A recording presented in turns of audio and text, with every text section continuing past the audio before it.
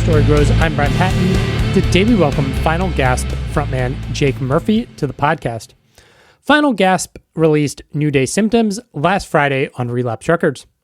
Jake talks about his experience in the local music scene as a teenager, wanting to create music inspired by Samhain, how friends connected the band to Relapse, the musical evolution the band underwent on New Day Symptoms, how promotion is changing and shifting, and a lot more.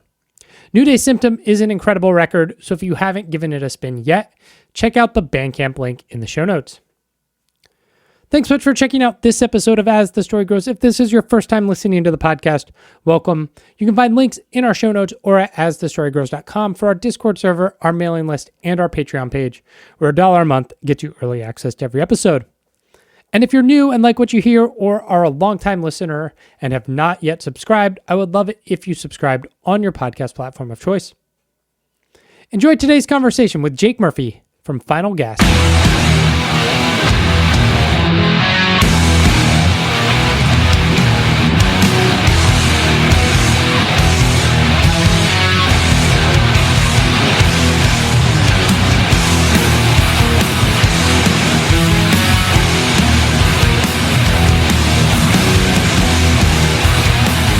I'm actually in Chicago now. Okay.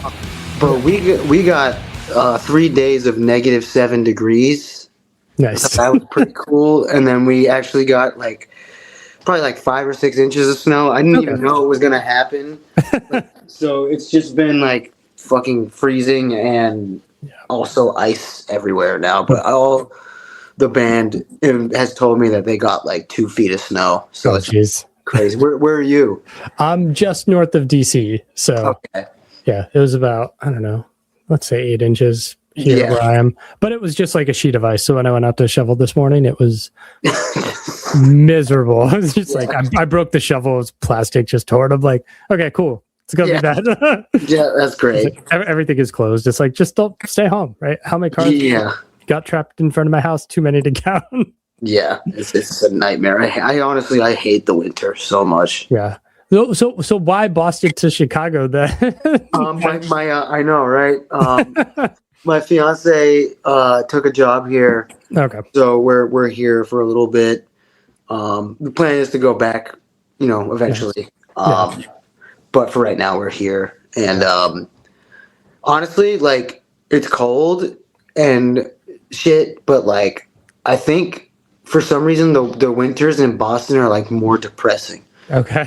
Yeah, I don't know how to explain it. It's just maybe it's because I grew up there my whole life. Yeah. And I was used to it. So I'm in a new place experiencing it all the time. We've been on tour here a bunch in the winter and stuff too, back in the day. Yeah. In some of my old bands and stuff, and it was brutal. But for some reason, being here this time, I'm like, oh yeah, it sucks. But I don't know, being in Boston in the winter is pretty depressing. Yeah, you'll take that trade off. Let's put 5 inches of snow to 2 feet, right? Just a little bit better. Yeah, exactly. Yeah. What was growing up in Boston like for you? It was awesome. I grew up in this town called Stoughton, Massachusetts, which is 20 minutes south of Boston, and for some reason, this town brought so many people together that play music and still do together in some capacity. It's really weird. I don't know why. This town, for some reason, has all these people that play in all these bands today that I know and play with and stuff. It's pretty cool. Nice. So that was just kind of music was just your DNA, and playing live was always there. Yeah, seriously, since I was I don't know, 13, 14, maybe even a little younger, there was a bowling alley called the V&M Bowling Alley that would do shows. This kid convinced his dad that owned the bowling alley to let him have bands play. Nice. But it was just so his cover band could play hey, I'm not kidding, every show, and they were called TBA. So it would be some show, and then TBA would be opening, but it was just the kid. He just wanted his band to play all these shows, and so we would just find out how to get in contact with them at a young age and ask how we could play the shows. And he just had a schedule where he didn't know what the fuck he was doing, you Yeah. know. But it was cool. We would just all play with each other's bands and stuff, make bands just to do it. That's cool. That's cool. The like, I don't know, the what's the word? I don't know. The stupidity of youth where you're just like, I want to do the thing. I'll fucking do it. Right. Yeah, it's just ignorance, you know, ignorance. Yeah. Ignorance. That's, yeah. You know, Yeah. just doing it. Yeah, for sure. What kind of drew you to, I don't know, punk, hardcore, metal, like underground music? This kid in Stoughton, Massachusetts. Yeah. His name was Dan, and he lived up the street from me. And I remember, you know, my mom and my dad also met through being in a thrash metal band together. Okay. So that is obviously like, you know, been in my blood because of that. And then they, you know, separated, but I have a great relationship with both of them, whatever. But they would always play music around me, and I wanted to play guitar because my dad would play guitar in front of me. But this kid came on my bus one day, never saw him before. He was older than me, had a mohawk, like skateboard, a leather jacket with like studs on it and shit. And it had like, he had like the Unseen and a Global Threat and like Casualties patches. And I was like, I don't know what that is, but that's really cool. And I befriended him, and like he showed me everything, and that truly is, I think about it all the time.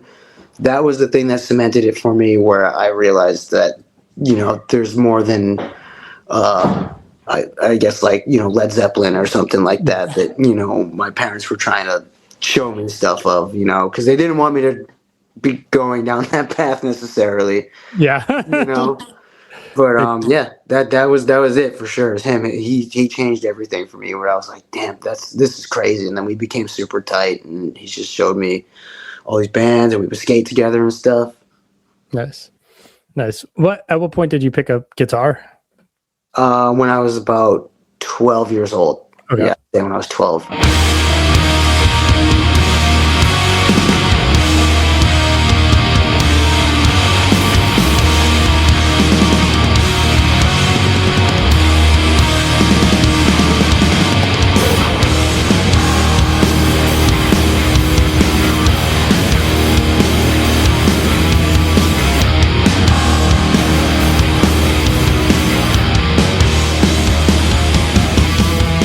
Let's talk about Final Gasp. I know you've been in a bunch of other bands before then, but how did this project get started? And I guess what was the like inspiration early on for this, like, I don't know, sound? This is like goth, whatever.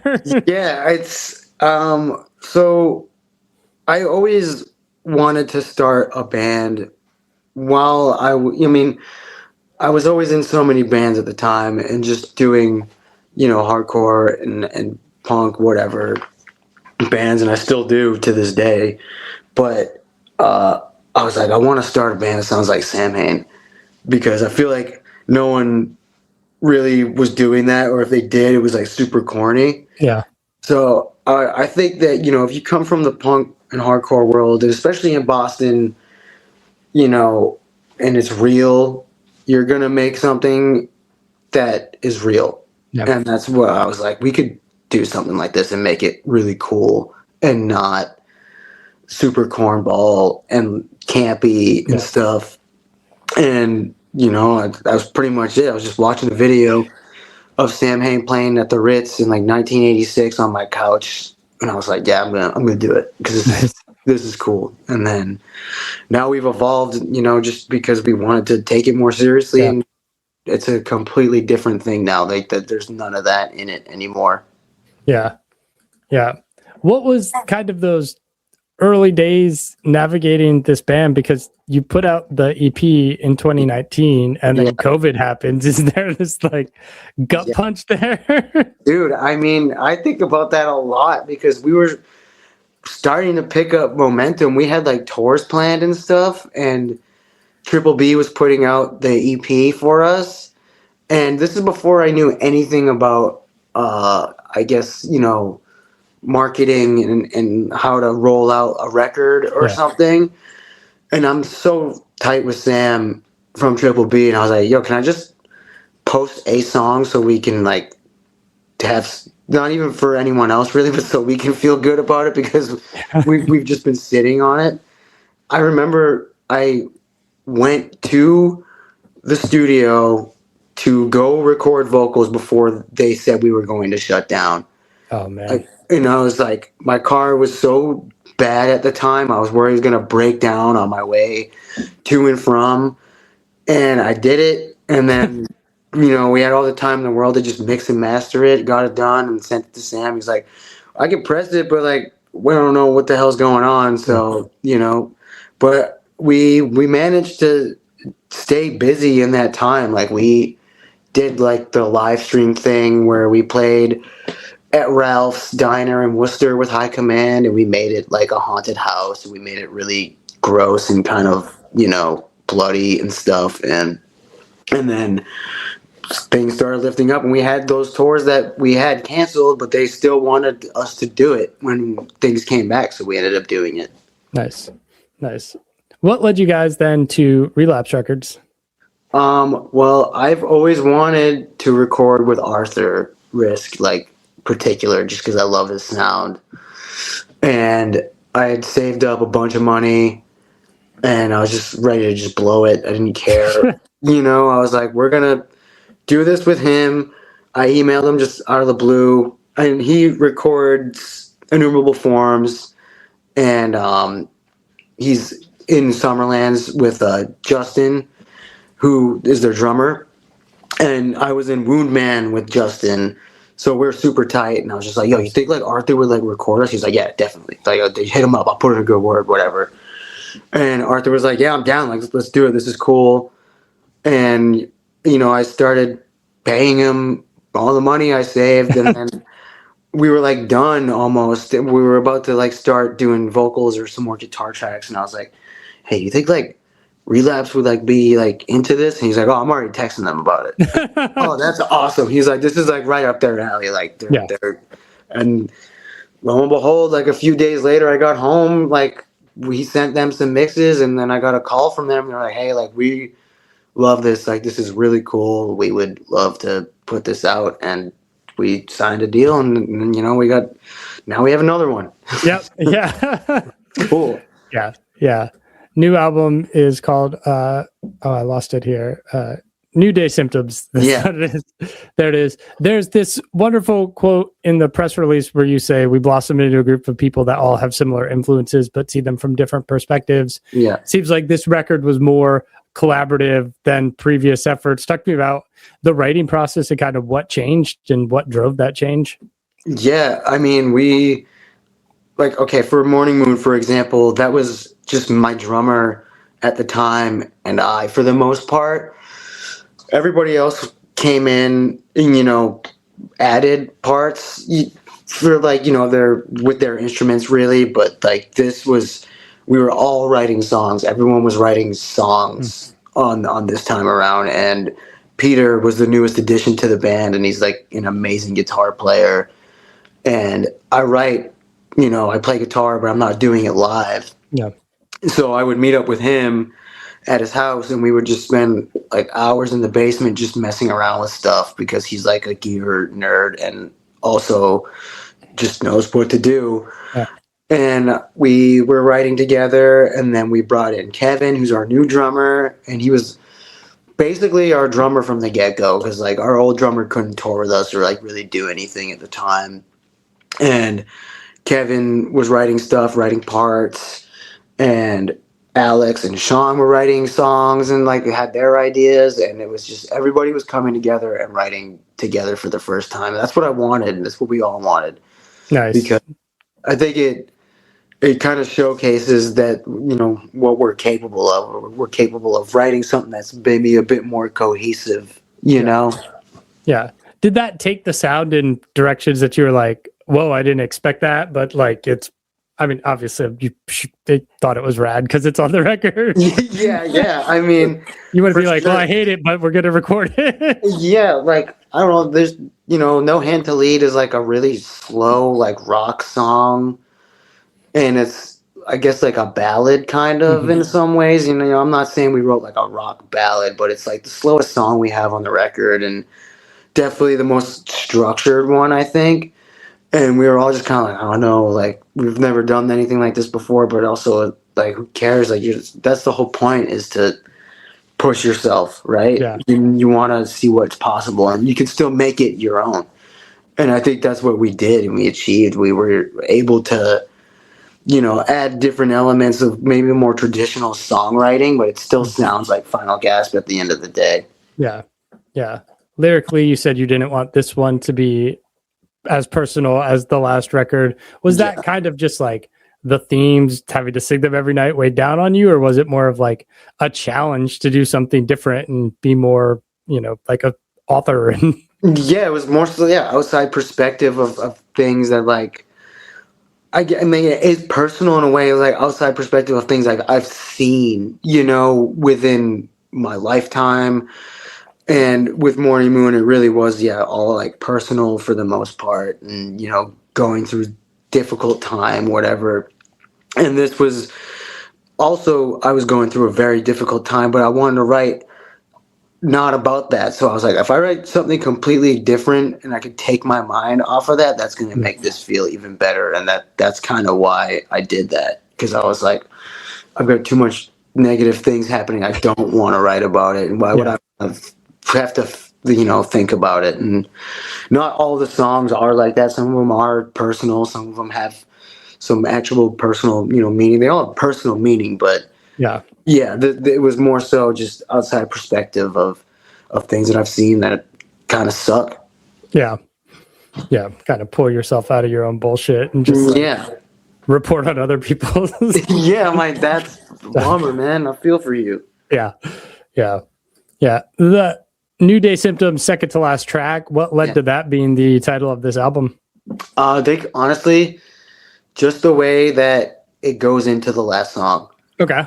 Like we just loved how it fades into it, or like there's like the clean guitar at the end of it, and then it goes right into Pale Sun, which is the last song, and the clean guitar, like having that ring out behind it, just sounded so perfect.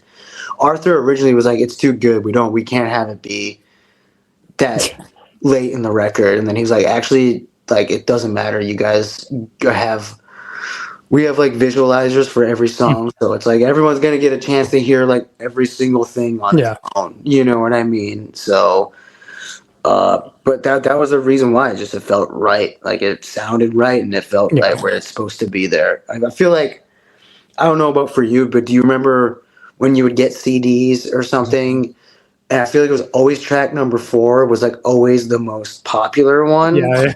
Was that it? Like I think it was always track 4 or 5. Like that was the hit that was on the radio or MTV or something at that time.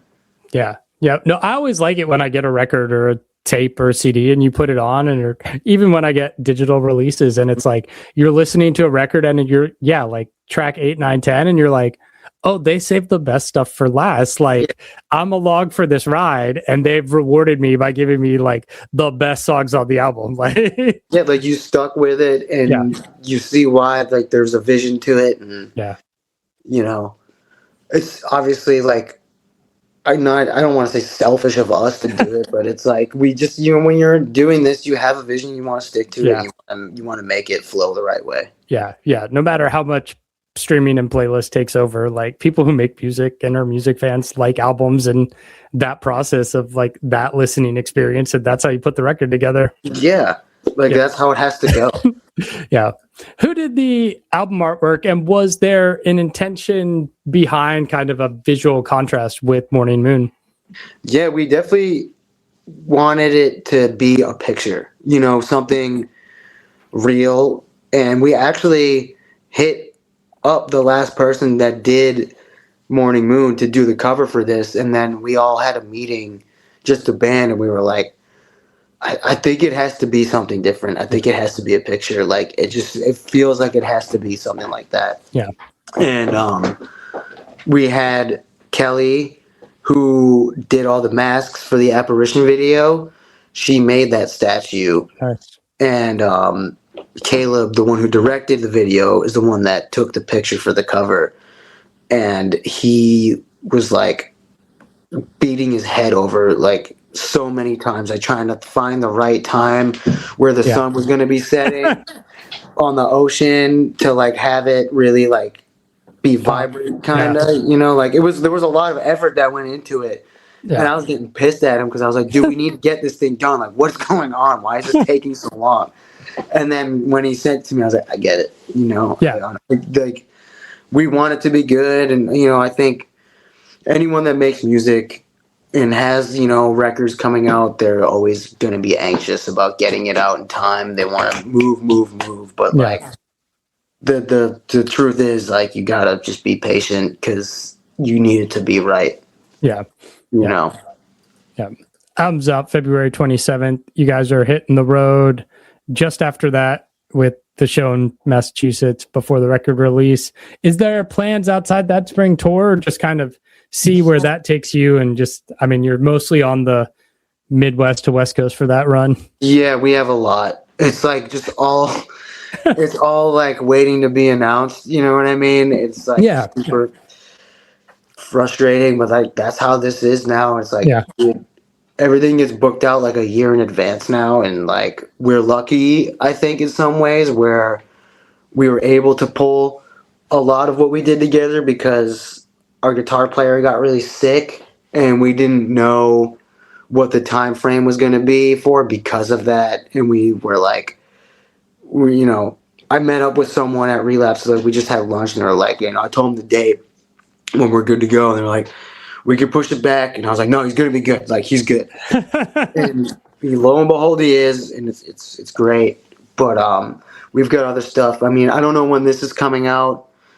The record will be out already. So. Okay. Then, yeah, we're going to be on tour from May 1st until like May 29th with Blood Vulture. We're taking them out as a support for us. Oh, nice. And we're playing Prepare the Ground Festival in Toronto on the 29th, and then we're playing with Acid Bath and Napalm Death and Pig Destroyer and Primitive Man in Boston on May 30th.